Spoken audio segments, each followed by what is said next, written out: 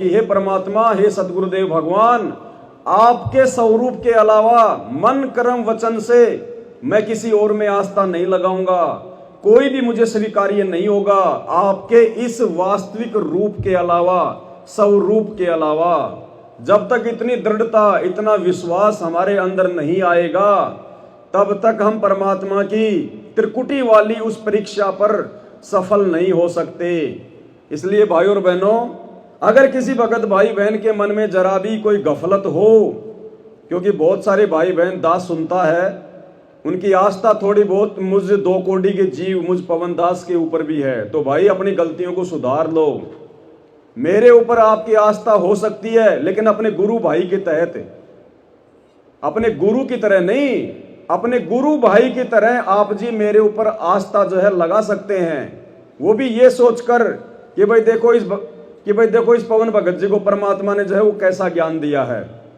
ये परमात्मा हमारे को भी इस भाई की तरह ज्ञान दो, हमारे को भी परमात्मा इतनी सद्बुद्धि दो। आस्था नहीं लगानी किसी के ऊपर। अरे हम भिखारी हैं, वो दाता है, अगर भीख मांगोगे तो आपको भी देगा। जिसने मुझे भीख दी है वो आपको नहीं देगा क्या? भाई दाता एक राम, भिखारी सारी दुनिया। एक एक पॉइंट पर बहुत गहराई सोचना है।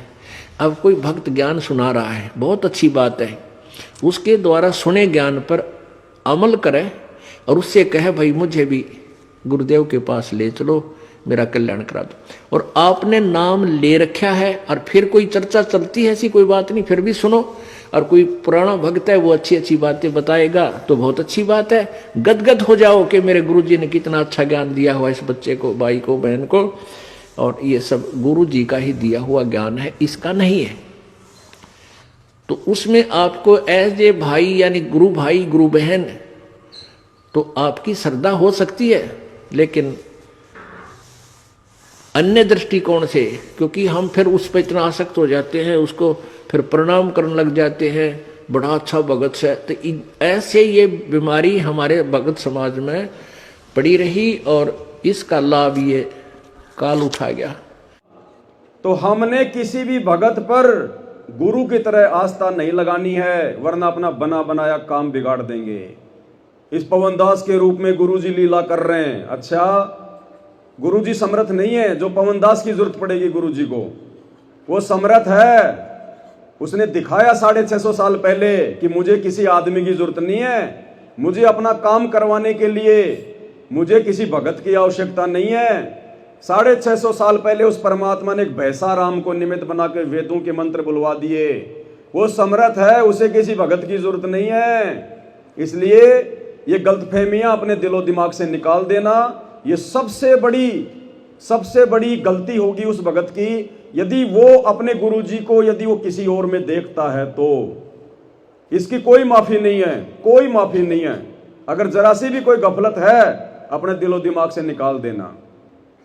और जिन जिन भगत भाई बहनों ने मुझ पवनदास के ऊपर आस्था लगाई, वो सब मैनेजमेंट में जो है वापस चले गए।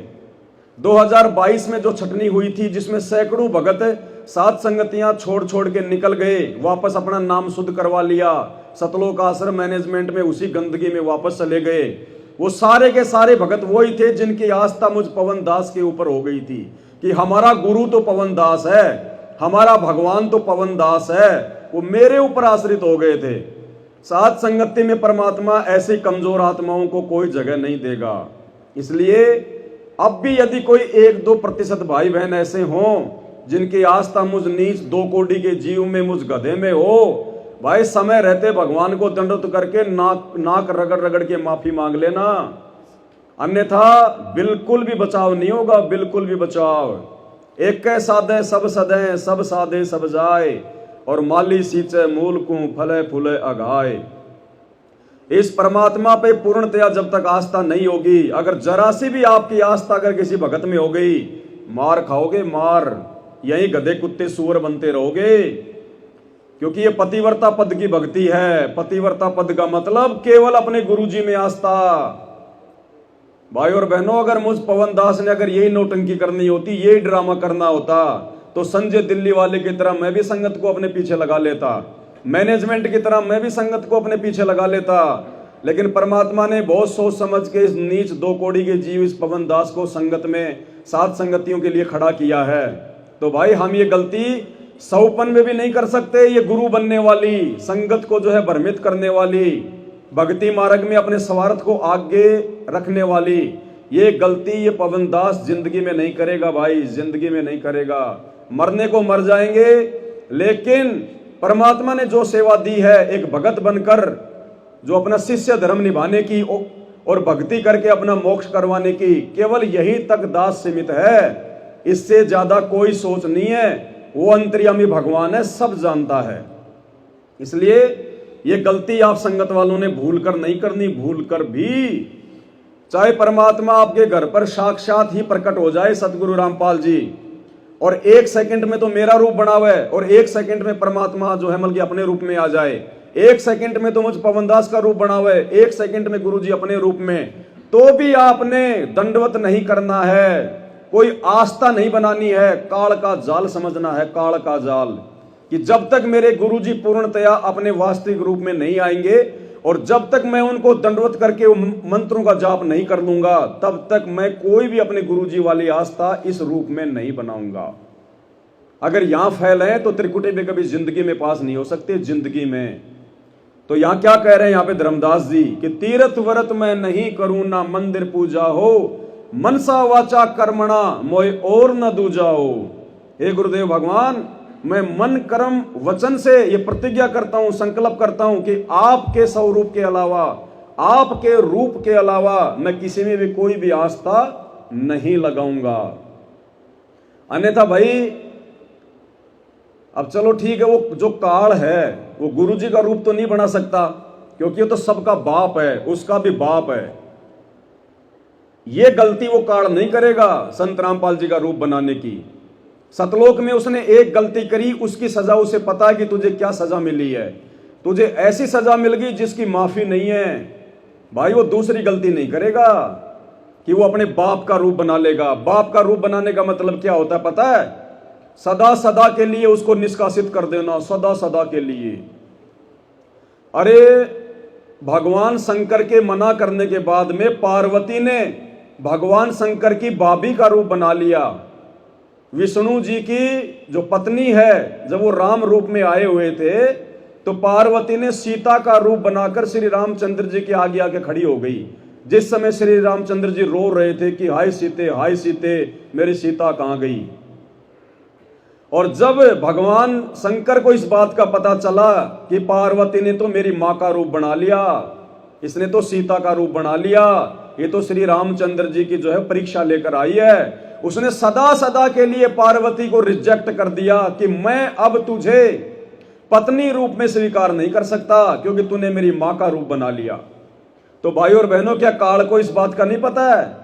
काल ने ये गलती पार्वती से क्यों करवाई? क्योंकि काल को पता था कि इस गलती की कोई माफी नहीं है, शंकर इसको कभी भी माफ नहीं करेगा, रिजेक्ट कर देगा। तो काल ऐसी गलती करेगा? अपने बाप का रूप बनाएगा क्या? कभी जिंदगी में नहीं बनाएगा, उसकी औकात नहीं है। अरे अपने भाई जोगजीत का रूप बनाने के लिए तो उसने पहले आज्ञा मांगी थी, तब जाकर वो जोगजीत का रूप बनाकर भक्तों को ठगता है। भगवान का रूप नहीं बना सकता। इस विषय पर हम बाद में बात करेंगे। कहने का मतलब है हमारी आस्था केवल अपने गुरुदेव भगवान में। तो काल संत रामपाल जी का रूप ना यहां बना सकता, ना वो त्रिकुटी में बना सकता। हाँ, संत रामपाल जी चाहे तो काल का रूप बनाकर अपने भक्तों की लाख परीक्षा ले सकते हैं, ये समर्थ हैं।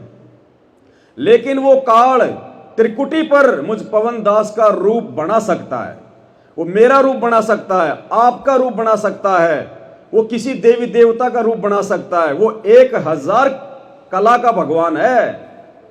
वो मेरा रूप बनाकर आपको ठग सकता है, वो आपके कोऑर्डिनेटर का रूप बनाकर आपको ठग सकता है, वो गुरुजी के भाई का रूप बनाकर ठग सकता है, गुरुजी के बेटा बेटी का रूप बनाकर ठग सकता है। क्योंकि उसको पता है कि जो संगत होती है वो भक्तों पर भी आस्था लगा लेती है।